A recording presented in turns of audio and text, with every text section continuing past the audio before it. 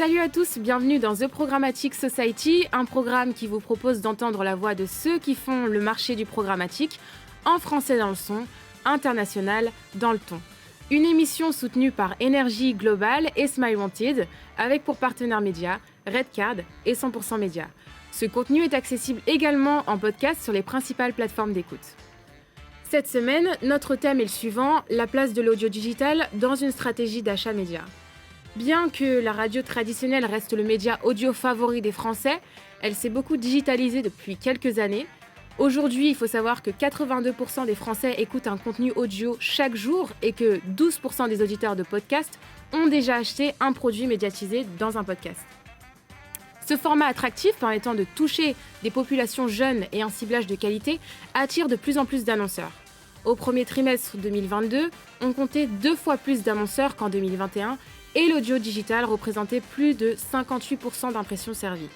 Afin de mieux comprendre la place qu'occupe l'audio digital dans une stratégie d'achat média, nous demanderons à nos invités que regroupe le concept d'audio digital, quels sont les enjeux marketing et business autour de l'audio digital dans les stratégies d'achat média, et enfin quel est l'avenir de l'audio digital dans les stratégies d'achat média. Pour en discuter, Sébastien Brizard de Energy Global, Kautar Benazi de Havas Media Group et Hervé Ribaud-Chimbert de Intermarché. Une émission présentée par Michel Duvillier. Bonjour, bienvenue sur The Programmatic Society. Aujourd'hui, on va parler audio digital et notamment la place de l'audio digital dans une stratégie d'achat média avec autour de moi des invités exceptionnels, comme d'habitude. Un nouveau venu, Sébastien, comment vas-tu? De chez Energy Global, c'est ta première dans The Programmatic Society, mais ce n'est pas la première de Energy Global au sein de cette émission. Et merci d'ailleurs pour votre soutien et je salue par ton intermédiaire l'ensemble des équipes d'Energy Global. Bonjour Hervé, ce n'est pas une première pour toi. C'est la deuxième fois que tu viens sur ce plateau et merci pour ta confiance renouvelée. Et Kautar, bien sûr, tu es un peu la sociétaire de The Programmatic Society. Tu viens au moins 1 à 2 fois par an, donc merci. Une fois par an, tout à fait. Ouais, c'est ta BA. Exactement. Merci. Merci d'être là parmi nous pour justement parler d'audio digital. Et la première question, c'est que regroupe le concept d'audio digital? Sébastien, est-ce que tu peux nous expliquer tout ça? Bien sûr. Alors chez nous, chez Energy, le concept de l'audio digital, on le met sur 4 leviers. Le premier, il y a le flux live digital.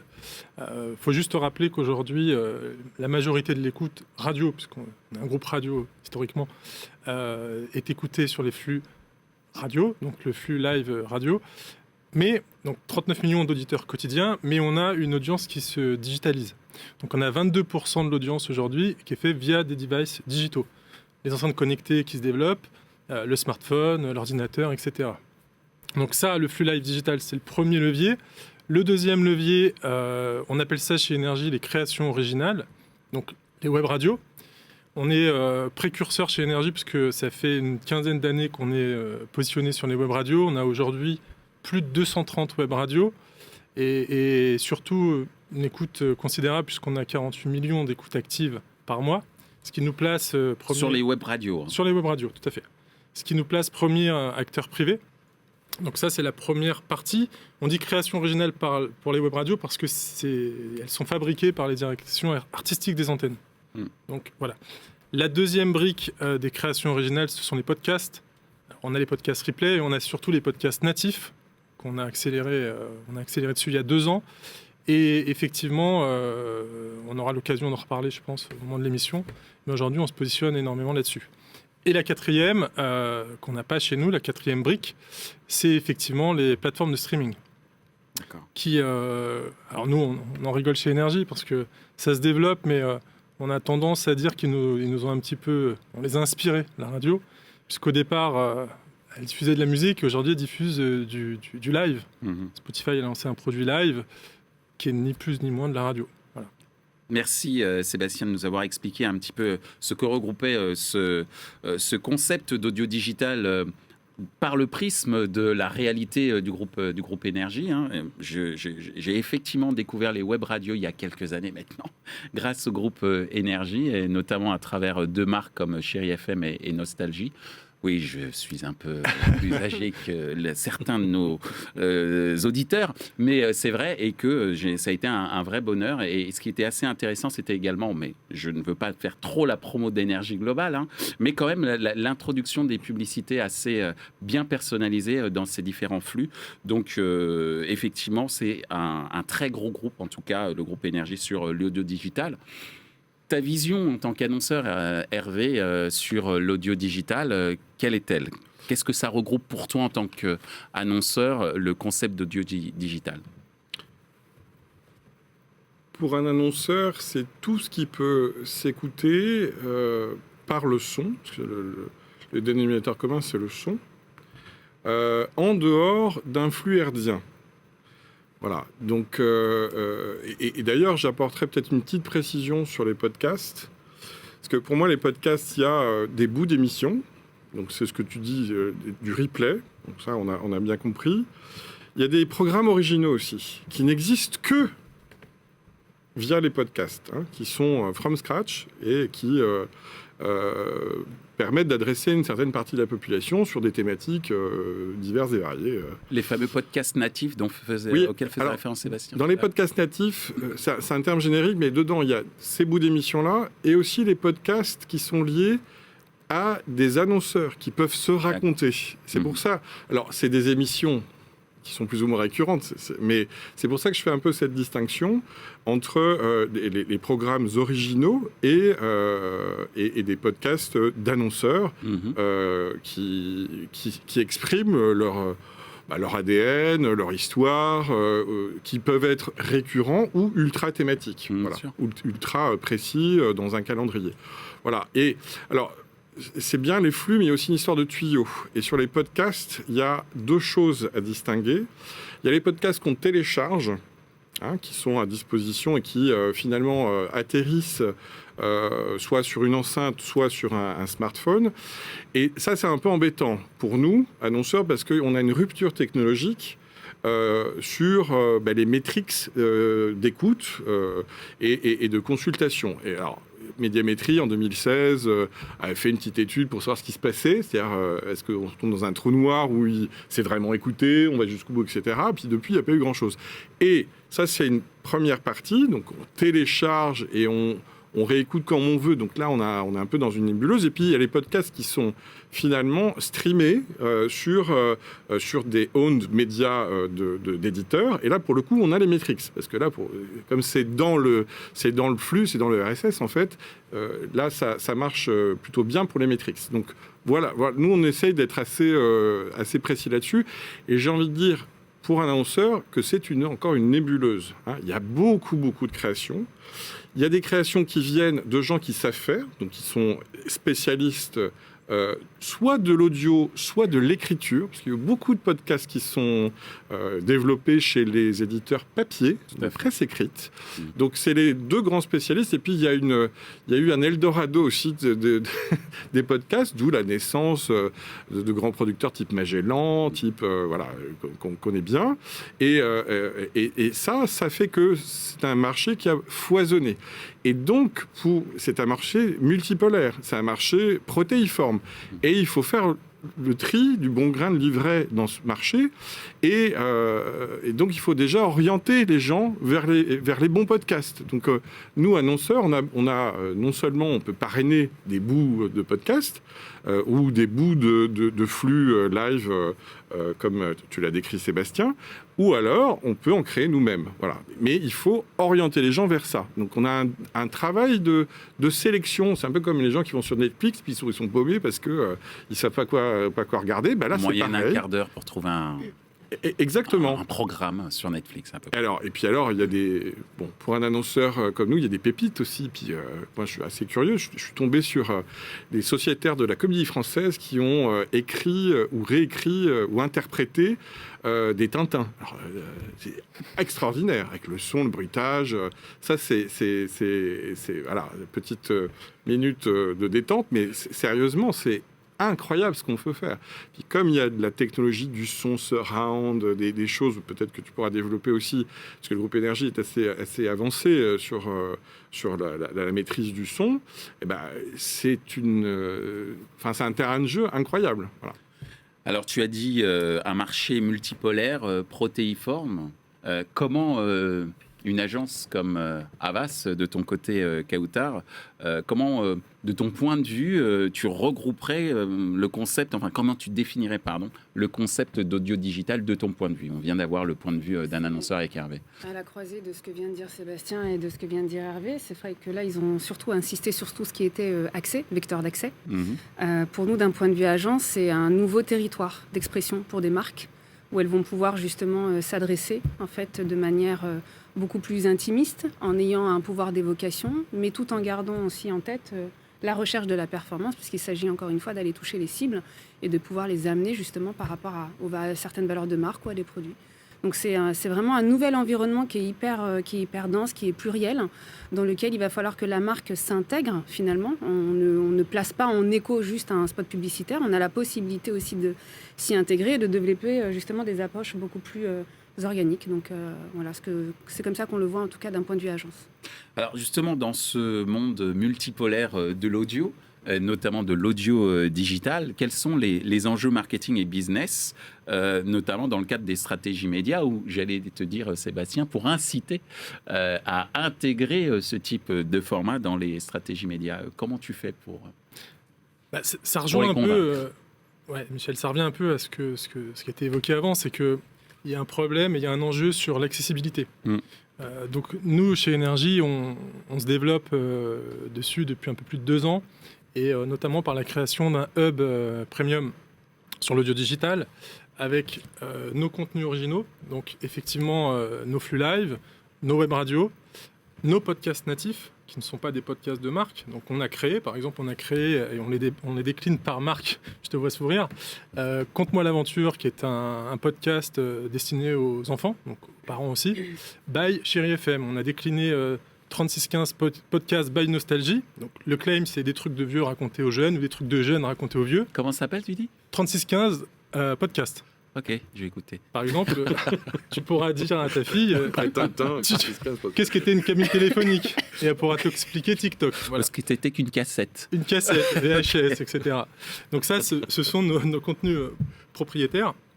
Et après, on s'intègre vraiment dans un rôle d'agrégateur, où là, on a fait des partenariats avec différents acteurs. Le premier, c'est iHeartMedia, donc le leader du podcast dans le monde, donc un groupe américain avec qui on a fait un partenariat. Et en gros, on a une série de 15 podcasts qu'on adapte sur le marché français. Et pas seulement de la traduction, de l'adaptation au marché français. Et effectivement, on le commercialise. L'autre, c'est avec AudioMints, qui est hébergeur de podcasts, où là, on a la brique sur les créateurs indépendants de podcasts, et on commercialise le contenu. Par exemple, Vlan, qui est un podcast qui fonctionne très bien. Et la dernière nouveauté, c'est on a fait un accord avec le groupe Combat, donc Nova, Radio Nova, où là, on commercialise maintenant les flux live et les web radios de Radio Nova. Donc tout ça fait un hub qui a une force de frappe super intéressante, puisqu'on a plus de 58 millions d'écoutes actives. Donc il y a ce problème et cet enjeu, je dirais, d'accessibilité. Il y a un autre enjeu, pour moi, de créativité dans les années à venir et même maintenant. Chez nous, on est persuadé que créativité rime avec efficacité. Donc là-dessus, c'est plutôt côté agence ou effectivement annonceur. Et il y a l'enjeu de la mesure. Parce que et de la mesure de l'audience et de l'efficacité. Ça rejoint un peu ce que je disais sur la créativité. C'est qu'aujourd'hui, on est sur un marché qui arrive à maturité. Donc on va pouvoir d'ailleurs, il y a des sujets qui sont adressés en ce moment au BDR, donc au bureau de la radio, pour essayer de consolider tout ça dans l'étude IR, qui est l'étude de référence de la radio. Voilà. Merci Sébastien. Alors Hervé, on vient d'entendre qu'il y a deux gros enjeux, en tous les cas l'accessibilité, qui était un des points aussi que tu as évoqué, et la créativité. De ton point de vue en tant qu'annonceur, surtout quand on parle de créativité et d'accessibilité, c'est-à-dire l'accès à une audience, et créativité, c'est-à-dire faire en sorte que cette audience puisse être sensibilisée au message que tu veux faire passer. De ton point de vue, c'est quoi les enjeux, quels sont les enjeux marketing et business autour de l'audio digital dans la stratégie d'achat média que tu vas établir? Bien, il y en a deux. Dans ce monde protéiforme, il y a un enjeu d'émergence. Puisque c'est un océan, il faut pouvoir émerger. Et donc, nous, on a compris très vite, parce qu'on essaie de suivre les usages de nos consommateurs et futurs consommateurs. Comme on sait qu'il y a 80% qui écoutent du herdien et 20% qui écoutent, en gros, via du délinéarisé ou podcastisé, eh bien, on a mis les moyens. Donc, les moyens, parce que, vous savez, dans un océan, il faut quand même mettre un peu d'argent, en tout cas d'investissement, pour émerger. Et depuis 2019, on était premier annonceur du retail sur l'audio digital, avec un petit 30%, un petit tiers, si vous voulez, de cette part d'investissement. Alors, on a été un peu dépassé là à la fin, enfin cette année sur les premiers mois par Lidl, mais enfin on a touche. Mais il faut bien ça pour pouvoir émerger dans ce marché. Donc c'est un premier enjeu, c'est l'émergence. Le deuxième, qui est hyper important, c'est de brancher les bons tuyaux. Et là, je laisserai Kautar développer ça, mais nous, on a 100% de notre stratégie d'achat audio-digital qui se fait par un DSP, en fait, qui est programmatique. Voilà. Pourquoi ? Parce que ça permet de dédupliquer les cibles, ça permet d'adresser les bons inventaires au bon moment, et en plus d'avoir un cadre de diffusion absolument très respectueux de qui on est, des gens qu'on veut adresser. Mais le deuxième grand, parce que je te laisse le 1 bis, le deuxième grand, c'est en regard ou en miroir de ce que tu disais sur la mesure, c'est l'efficacité. Nous, on a la chance, chez Intermarché, on a une modélisation économétrique qui est faite par CSA Data Consulting et qui me donne tous les trimestres le ROI et donc le chiffre d'affaires, le retour sur investissement et donc le chiffre d'affaires incrémental auquel je peux aspirer quand je mets 1 euro en audio digital. Et je sais faire la différence entre ce ROI audio digital et le ROI de l'audio et surtout de tous les autres leviers que j'utilise. Donc aujourd'hui, il y a une petite différence qui n'est pas forcément à l'avantage de l'audio digital, mais parce que c'est un marché très éclaté et que je pense qu'il y a besoin encore plus d'investissement. Alors bon, je ne peux pas toujours tout faire, et puis je dois choisir mes combats, mais je pense qu'il y a un cliquet, si vous voulez, d'investissement qui est exigeant pour ce média. Et puis l'efficacité, c'est bien sûr le ROI, mais c'est aussi l'efficacité quand on fait des post-tests. Nous, on a de la chance puisqu'on travaille avec un DSP unique pour adresser nos campagnes. On fait des post-tests systématiques. Donc moi, j'ai la chance d'avoir 6 mois de post-test où on montre que la mémorisation, ça fonctionne plutôt pas mal. Et même par rapport au bench de notre DSP qui est Hawk. Et merci Nicolas Devin, puisqu'il a un peu poussé pour nous les murs chez Hawk pour ça. On a 16 points de mieux que le retail sur le bench en mémo. Et puis sur l'intention d'achat, on a 9 points de mieux en moyenne sur le retail, sur le benchmark retail de Hawk en post-test pour Intermarché. Donc je suis plutôt satisfait, très satisfait des résultats. Un peu moins sur la partie ROI, mais je pense que c'est pas grave. Il faut qu'on avance et qu'on développe tous ensemble ce levier, parce que c'est un levier très prometteur, puis c'est un levier qui est consommé, donc voilà. Et voilà, donc comment on l'adresse, avec quel niveau d'exigence en termes d'investissement, et comment on le challenge avec la mesure et pour notre part de la modélisation économétrique. Voilà. Merci Hervé. Alors à l'instant, Kautar Hervé nous a évoqué l'émergence. Un bis qui t'est consacré, tu vas nous en dire un petit peu plus sur les fameux bons tuyaux, les bons canaux. et également l'efficacité. Et au-delà de ça, on a parlé tout à l'heure de accessibilité, créativité. Tout ça, comment tu satisfais tes annonceurs qui souhaitent justement investir de plus en plus sur l'audio digital? Alors c'est vaste, hein, clairement. Il y a beaucoup de choses à dire. Un océan, vous allez dire. Le sujet de l'audio et notamment l'audio en programmatique, merci Hervé d'ailleurs, nous c'est quelque chose qu'on adresse depuis 2016. Donc on a quand même une courbe d'expérience assez, on va dire, assez élaborée sur le sujet. On a dépassé le cadre de la pédagogie avec nos clients, donc ils sont au fait qu'il y a un nouvel environnement, qu'il y a de nouveaux usages, une nouvelle façon de consommer finalement en fait tous ces contenus-là. Donc on n'en est plus à leur montrer qu'il y a une évolution et qu'il y a des modifications de comportement. Maintenant, c'est comment j'inscris en fait l'audio digital dans une vraie stratégie d'activation, au-delà des simples tests que l'on peut faire pour voir si ça fonctionne bien, etc., ce que ça peut m'apporter, mais plutôt de le considérer finalement en fil rouge dans une vraie stratégie qui permettra à terme surtout, parce qu'avec du temps, on arrive à quantifier les choses, et de pouvoir avoir quelque chose qui satisfasse justement le client. Donc j'ai cet enjeu marketing-là qui est entre guillemets plus ou moins coché, puisque tout le monde est au fait sur le sujet.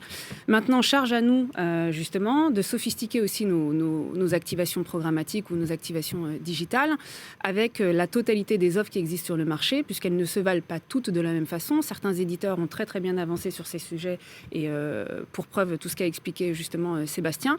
D'autres y arrivent petit à petit. On a aussi une pluralité, une diversité sur tout ce qui concerne l'accès à la data aussi de l'ensemble de ces éditeurs et de ces plateformes de streaming qui pour nous est ultra nécessaire, puisque quand on parle de digital et quand on parle de programmatique, on a besoin finalement de ce fuel-là pour pouvoir être sûr d'aller toucher les cibles utiles pour nos clients, qu'elles soient de nouveaux consommateurs ou des gens déjà, entre guillemets, fidélisés. Donc ça, c'est hyper important pour nous. Et effectivement, comment on y arrive de manière hyper fluide, hyper automatique et hyper efficace. Alors efficace reste encore une autre partie de la réponse à apporter, mais le programmatique nous permet aussi d'être très productif là-dessus, d'avoir finalement des méthodologies que l'on arrive entre guillemets à standardiser, à proposer à des clients, que l'on soit sur des problématiques de branding ou que l'on soit sur des problématiques de performance. Et finalement la transition elle est assez simple, c'est qu'une fois que j'ai tout ce socle-là, et je vois qu'Hervé est très avancé sur le sujet, mais ce n'est pas le cas du reste du marché. Et c'est là où le bas blesse, c'est celui de la mesure. C'est-à-dire qu'à un moment donné, si tout le monde autour de la table est d'accord et est persuadé, j'ai quand même besoin de prouver et j'ai quand même besoin de quantifier. Donc aujourd'hui, je peux adresser finalement, au travers des reportings de campagne à mes clients, le fait que j'ai touché les cibles en question, que le potentiel était bien là et que la diffusion s'est bien faite. Je peux aussi avoir un impact positif parce qu'effectivement, on a des KPI traditionnels, donc le fameux listen to rate qui permet d'avoir un taux de complétion en audio. Mais la réalité, c'est qu'on a besoin de quantifier l'impact sur le business derrière. Combien de gens se sont déplacés en magasin suite à un spot, même si c'est en audio? Est-ce que ça a influé sur les ventes, etc. Et là, pour l'instant, on n'a pas encore de notion de mesure unifiée. C'est ce qu'on attend tous. Ça prend un petit peu de temps, mais j'espère qu'on y arrivera dans un futur proche. Parce que justement, comme on l'a annoncé en introduction lors de la première question, le champ des possibles est quand même hyper vaste, hyper granulaire. Donc il faut aligner tous ces leviers, toutes ces sous-lectures finalement de l'audio digital. Et ensuite être capable d'avoir des benches et des ratios pour pouvoir comparer la performance des campagnes. Est-ce que le chiffre X et le chiffre Y permettent de montrer qu'effectivement je suis sur de l'uplift ou pas? Donc toute cette partie-là reste quand même à faire. Il y a de grosses initiatives. Tout le monde est plutôt volontaire sur le sujet. Les outils programmatiques nous permettent d'avoir aussi des rationnels, mais il reste encore un petit peu à faire. Et une fois que ce socle sera fait là, je pense que la démonstration sera faite, comme elle l'a été faite historiquement sur la radio, et que ça permettra de soutenir aussi de manière efficace le business des clients. Merci Kautar. Hervé. Ça a été... Pour la VOL, c'était plus rapidement, plus facile, plus évident. Pour la vidéo, tu sais. Pour la vidéo, tout à fait. En particulier la catch-up qui permettait aussi d'adresser des petits et moyens consommateurs télé pour augmenter la couverture. Ça chez les annonceurs, ça s'est fait assez rapidement. C'était moins palpable, j'ai l'impression, pour le son. Et surtout, même si on en est à de la très très bonne volonté des acteurs, je me revois 4 ans ou 5 ans auparavant appeler de mes voeux un Airbus de la data ou même de l'efficacité de l'audio digital. 4 ans après, allez, je vais dire 4 ans pour être gentil, on n'y est pas encore. Cet Airbus, c'est à l'image de ces différentes pour l'Airbus, c'est différents pays qui se mettent ensemble pour faire un avion. Là, ce serait différentes régies publicitaires ou différents éditeurs audio qui se mettraient ensemble pour avoir un référent commun en termes de mesure. C'est exactement l'image que je voulais utiliser, et je te remercie Michel de la clarifier. Les Anglais sont très pragmatiques, ils avancent à grands pas. Nos amis, il y a certains amis européens qui ont passé le pas. Mais pourquoi ça fait un peu peur? Parce que ça bouleverse les hiérarchies traditionnelles qui sont fondées sur juste la mise en commun d'un inventaire et d'une cible. Ça, c'est intéressant, mais enfin, on le sait le faire depuis un certain temps. Et le fait de passer à la brique efficacité vente ou efficacité considération ou efficacité notoriété, parce que on peut imaginer du branding, enfin dans le funnel de conversion, du branding jusqu'à la vraie conversion, on peut imaginer tout un tas d'éléments qui attestent de cette efficacité. Et en vrai, aujourd'hui, on n'y est pas encore, parce que ça risque de bouleverser les hiérarchies connues et le changement, vous savez très bien que c'est c'est pas toujours évident. Et il reste un enjeu aussi, si je peux me permettre, Michel, dont tu as parlé, Kauta. Sébastien, c'est la créativité. Oui. Encore une fois, on peut se permettre des choses sur le levier de l'audio qu'on ne pourrait pas se permettre sur le display ou sur la vidéo. On parle à une paire d'oreilles, on ne parle pas à une masse. Donc il y a aussi dans le narratif quelque chose que l'on peut se permettre. Après, on est confronté à la réalité des outils qu'on utilise, c'est-à-dire que parce qu'on est sur du digital et du programmatique, on essaie de standardiser et d'avoir de la productivité en termes de temps passé, etc. etc. Donc finalement, on va plutôt prendre un spot tel qu'il existe déjà et l'exploiter sur l'ensemble des leviers. Ce qui s'est fait en vidéo à une époque exactement. aussi. Oui. Mais on gagnerait, en tout cas sur le levier de l'audio, à travailler sur des choses beaucoup plus spécifiques qui, je pense, permettraient justement d'avoir des impacts différenciants et qui permettraient justement de combler le temps jusqu'à ce qu'on ait la réponse sur la mesure de manière unifiée. La créativité, ça peut aller jusqu'à la DCO, la Dynamic Creative Optimization. C'est-à-dire que en fonction de ma cible, dans mon spot à la volée, je suis capable de changer un des éléments contextuels ou fondamentaux, soit de pricing, soit de produit, soit de géolocalisation. Et on a tellement de possibilités. Ça va jusque-là, la créativité. Alors, ce qui est très intéressant à travers vos interventions, c'est qu'on ne peut pas démentir le fait qu'il y a de la motivation côté achat pour faire des choses en audio. Nous, on est prêts. Ça, c'est clair, vous avez beaucoup de requêtes, en fait. Et je pense que Sébastien a dû prendre énormément de notes. Mais, malgré cette marge... Sébastien n'est pas tout seul. Oui, non, mais j'entends bien, mais en tous les cas... Il est moteur, mais il n'est pas seul. Voilà, mais en tant que moteur, justement, puisqu'on a évoqué tout à l'heure ces différentes collaborations avec même des radios concurrentes historiques, je pense à Nova, par exemple, mais tu parlais du hub aussi, le fameux hub premium au niveau des écoutes. Je pense qu'il y a quand même déjà une base intéressante pour commencer des discussions. Mais avant de revenir sur ces marges de progression, on va quand même parler de ce qui fonctionne. Et notamment, est-ce que vous avez des exemples de campagnes digitales audio qui ont vraiment eu un impact notable dans les stratégies d'achat média, de ton point de vue, Sébastien? Alors, ce qui est hyper intéressant, c'est qu'il y a encore quelques années, il y avait une campagne radio. Très souvent, il n'y avait pas d'audio digital, à la marge, au départ. Aujourd'hui, dans un brief radio, il y a de l'audio digital. Après, il y a différents leviers qui, aujourd'hui, ne sont pas tous activés en même temps, très souvent. Et c'est ce que disaient Hervé et Kauta. Et pourtant, il y a de la volonté côté achat, il y a de la volonté côté éditeur aussi. Nous, par exemple, on a différents leviers qui permettent d'intervenir à chaque étape du funnel. On parlait du flux live tout à l'heure.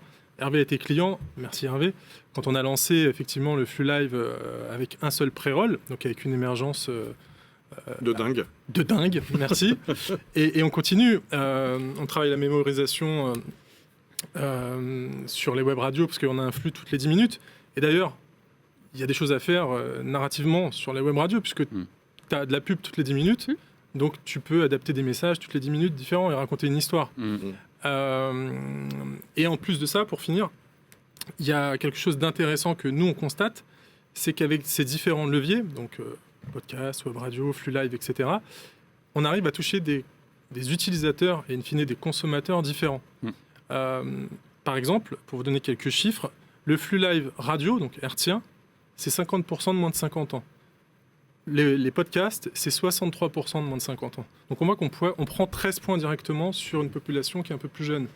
Donc le jour où un annonceur arrivera effectivement, ou une agence, à travailler l'ensemble des leviers, effectivement, sa couverture sera maximale. Mais il y a ce problème, cet enjeu sur la mesure. Exactement.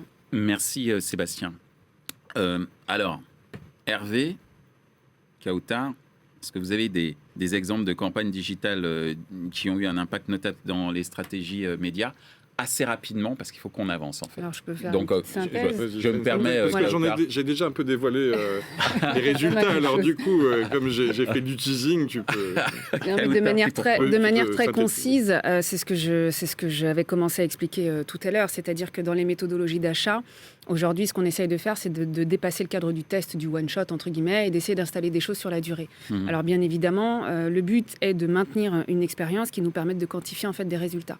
Donc des méthodologies et des activations, on en a eu de toutes sortes depuis ces nombreuses années, simplement des activations qui permettaient d'aller chercher une cible bien particulière, d'autres qui alliaient justement des sujets de DCO, où on a pu scénariser différents spots.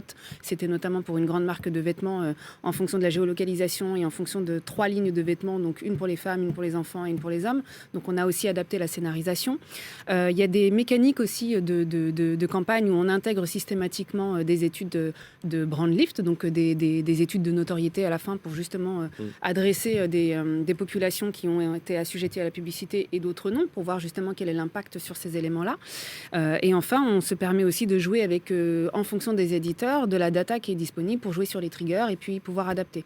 Donc on le fait. Et le dernier cas vraiment intéressant chez nous, c'est sur le secteur de l'automobile, où en fait, justement, on a intégré dès le démarrage sur 12 mois, dans le cadre de nos achats finalement, une stratégie sur de l'audio digital qui nous a permis au bout du compte, de pouvoir quantifier justement l'impact et le déplacement finalement des auditeurs en concession. Donc voilà, mais il faut se laisser du temps, encore une fois. On a essayé pas mal de choses, maintenant on essaie de réduire. Donc voilà, c'était un petit peu le spectre, mais je pense que tu as des cas un peu plus... Alors, surtout un changement de strate que je voulais évoquer, parce que depuis 4 ans, on faisait effectivement du fil rouge, et je me suis aperçu, encore une fois, que si je voulais flatter, en tout cas les gratter du côté de la répétition, parce que bien sûr, c'est un terrain de jeu nouveau, mais enfin, il y a quand même des vieilles recettes de briscard, de vieux loups de mer que nous sommes.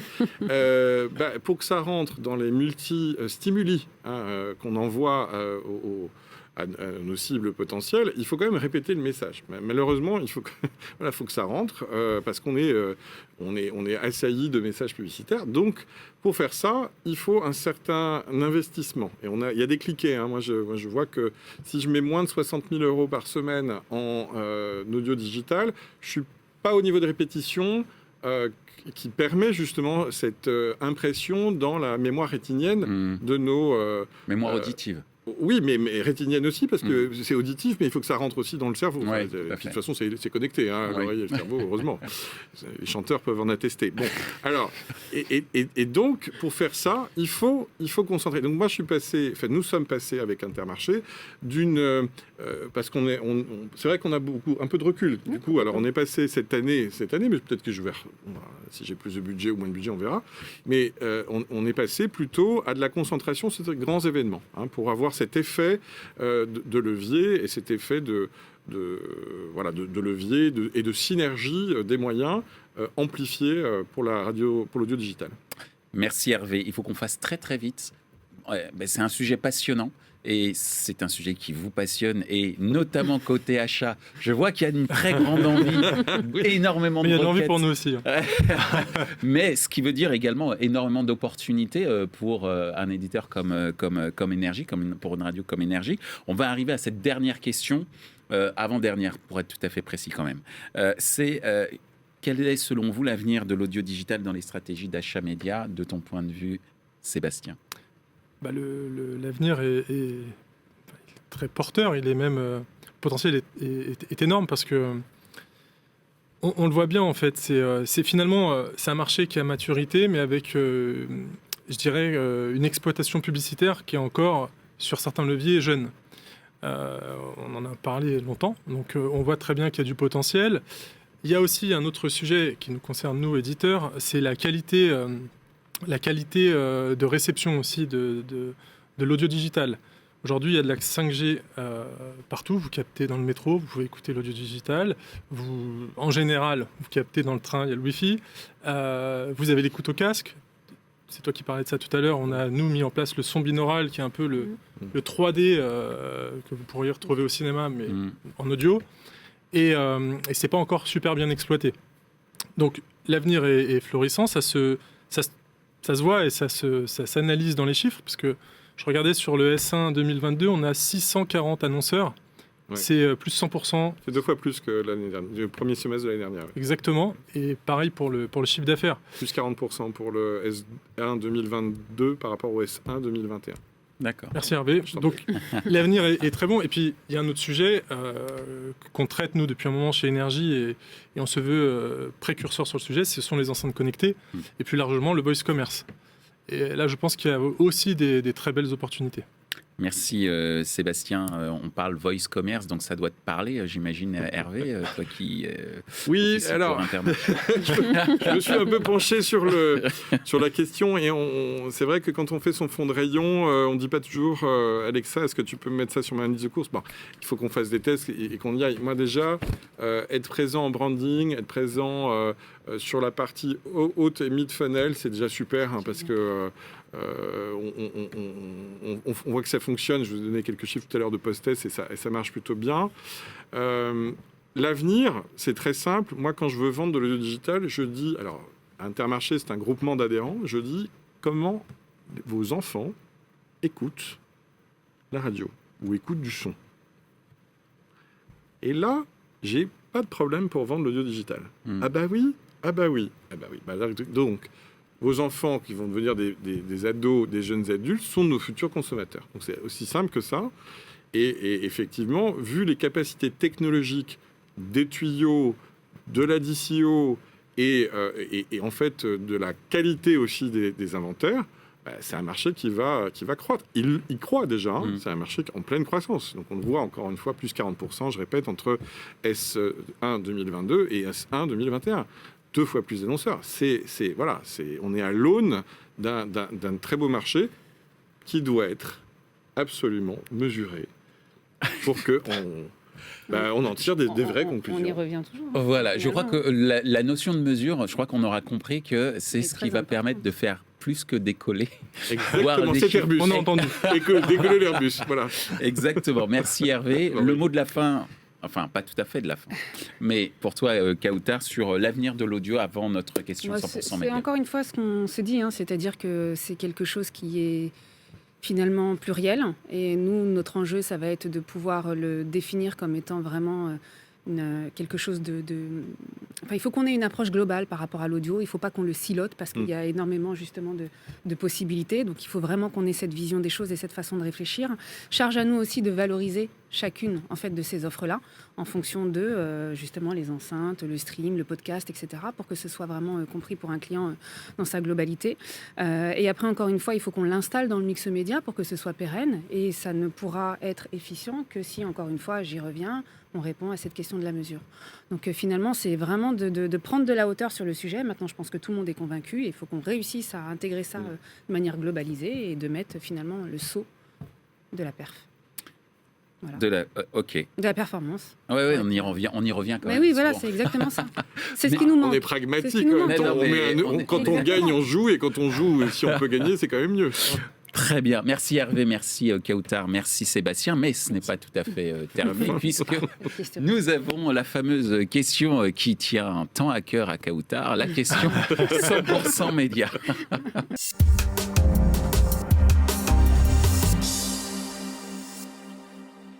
Bonjour. Lorsque l'on parle d'audio, on parle souvent aussi de créativité. Comment pensez-vous que les messages publicitaires doivent être adaptés ou pas à cette écoute digitale de l'audio qui est un petit peu différente de celle de la radio? Merci. Eh bien, on en arrive à ce fameux pilier que tu avais évoqué tout à l'heure, à savoir la créativité. Donc là, tu dois boire du petit lait. Tu as 60 secondes, Sébastien, pour répondre à cette fameuse question. Comment, d'un point de vue créativité, on peut faire des choses intéressantes en audio? Top chrono. Eh bien, chez nous, Énergie Globale, c'est notre cheval de bataille depuis 2 ans, parce que on est persuadé que, c'est ce que je disais tout à l'heure, créativité égale efficacité. On a fait d'ailleurs plusieurs études, une avec Iligo il y a un peu plus d'1 an, sur la créativité en audio, donc qui s'appelait Listen and Feel. avec des KPI qui sont sortis, notamment raconter un imaginaire, mettre de la musique, etc., faire des formats plus courts ou plus longs en fonction des séquençages. Et on a fait récemment, avec les étudiants de Sub de Pub, des Audio Creative Awards pour justement valoriser la créativité. Donc, je suis pas loin des 60 secondes, je pense, donc je vais clôturer. 23, vas-y. Je suis à 23. Donc, on est... on est obligé d'aller jusqu'au bout. Hein, si, Ah, tu m'as donné 60, ça va être 60. Ok. Donc, on est persuadé que la créativité fait l'efficacité. Et nous, en plus de cela, on a un studio de création, Spot Machine. Donc, on est ouvert aux annonceurs et aux agences. Parfait. Merci beaucoup, Sébastien. De rien. Est-ce que, Hervé, tu es prêt à répondre à cette fameuse question sur la fameuse créativité et l'audio digital? Attention, top chrono, c'est parti. Alors, c'est moins ma spécialité, le contenu. Néanmoins, je travaille en grand partenariat avec notre directrice de la marque enseigne, de communication. Et la créativité, elle doit toujours être au service, pour nous, du respect de nos futurs consommateurs, ou en tout cas des gens à qui on s'adresse. C'est pour ça que on se met dans des bons endroits, on va sur des bonnes radios qu'on définit un cadre de diffusion très intéressant. Enfin, en tout cas, très, très propre, très safe, voilà, très sûr. La créativité, de mon point de vue d'expert média, elle s'exprime essentiellement par la DCO. Le fait, par les bons tuyaux, d'exprimer cette publicité à la bonne personne, au bon moment, c'est le moment marketing, et à la bonne cible, surtout. Ah bah c'est parfait. Bravo, Hervé. C'est un bon point, ça. Exactement. Le mot de la fin pour toi, Kautar, pour la question favorite de l'émission, à savoir la question 100% média. Tu es prête? Top chrono. Non, pour moi, la créativité, ça va nous permettre de sortir de la standardisation. En fait, il faut réussir à avoir le bon narratif en fonction justement du contexte de diffusion, de bien s'adresser aussi à l'auditeur, de ne pas être dans de l'intrusivité, parce que ça aussi, ça peut amener l'effet inverse. Il y a effectivement les méthodologies de scénarisation du contenu déjà finalement fait, et il faut l'adapter aussi après aux différents contextes. Et je pense que c'est de cette façon-là qu'on arrivera, encore une fois, à interpeller de manière différente et de manière beaucoup plus naturelle. Merci, Kautar. Tu fais moins de 30 secondes. N'est-ce pas ? Parfait. Parfait. Merci, Kautar. Merci, Hervé. Merci, Sébastien, de nous avoir ouvert Michel. les chakras, j'allais dire, sur l'audio digital, qui est un monde multipolaire, un océan, dans lequel il y a de la créativité, dans lequel il va falloir travailler aussi sur l'accessibilité, et tout ça au service de la performance des différents annonceurs qui piaffent d'impatience d'avoir une mesure unifiée. Voilà, je ne sais pas si on peut résumer. Mais c'est en tout cas ce que j'ai retenu de cette émission. Elle était extrêmement intéressante. Merci de nous avoir éclairés sur ce sujet et je vous dis à très bientôt. Merci. À bientôt. À bientôt. Ainsi s'achève ce débat autour de la place de l'audio dans une stratégie d'achat média, une émission présentée par Michel Juvillier. Ce contenu est accessible également en podcast sur les principales plateformes d'écoute. Merci à Énergie et Smile Wanted pour leur soutien, ainsi qu'à nos partenaires médias, Redcard et 100% Média. Merci également à l'ensemble des équipes d'Altis Media pour la réalisation de ce programme. Post-production, traduction et sous-titrage par Uptown.